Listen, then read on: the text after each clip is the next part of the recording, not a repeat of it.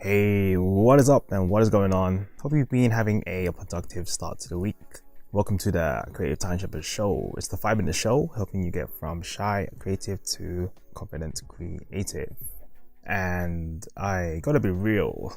So this episode was uploaded late this week. And apologies if you were expecting a show on Sunday. But also, I'm not so sure about today's topic actually. Meaning, I don't really know how to explain why today's topic is needed. It's one of those things you just need to stop doing if you want to improve as a human. But this is the creative time chamber and I'm just going to keep practicing, teach what I know. So if you're currently feeling stuck at the moment, wishing you had more time and have low confidence, I'm going to try help you overcome why you should stop comparing yourself to others. And now let's get right into it. So picture this, you're waiting on the platform for your train to arrive, which is about 4 minutes away. Naturally, if there's signal, you pull out your phone and open up an app like Instagram. You scroll, double tap. But as you scroll and tap for a while, your eyes begin to squint and your eyebrows tighten.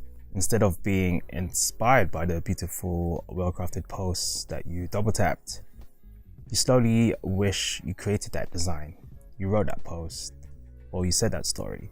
What is happening is you eventually start comparing yourself to those creators. Comparing what you have to what someone else has is detrimental. And this doesn't just affect creatives. We all fall prey to some sort of comparison, whether that's the clothing someone wears, the countries they're visiting, or the car they own. So when we see these material items, the holidays and all that fancy stuff, it can leave you feeling that you lack what everyone else seems to have or be doing. To tie this back to how this affects your creative confidence, comparing can leave you feeling inadequate, incapable, and not good enough.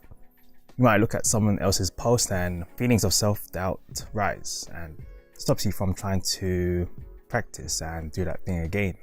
I will mention there's the good kind of comparison. Instead of competing with others, use comparison to grow. Just like perfectionism, having a set of standards can be great. Comparison can be a tool. But where comparison starts to become detrimental is using comparison to judge your self-worth. You owe it to yourself to just be yourself.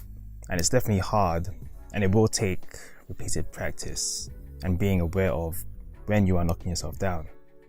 It's something that I had to learn too. When you start feeling emotions of defeat, instead use that feeling to take hold of your real uniqueness, your attributes. Just practice to compare less to who you are not. You want to know what the fastest way to knock yourself down? It's to keep comparing yourself to others. Keep putting all your time into wishing you had those clothes, those holidays, or those skills. It's your one-way ticket to misery and no returns. Now, this might sound cliche, but the only comparison you should be making is with your past self. When you put stuff out there like an illustration, an article, or a video, comparing your 10th illustration, article, or video to someone's 500th just isn't fair. It's just not a fair comparison, and when you hold your standard to theirs, you're always going to feel that your work is not enough.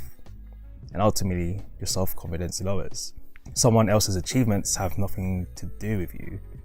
They started a long time ago, they created their own path, and none of that should affect you.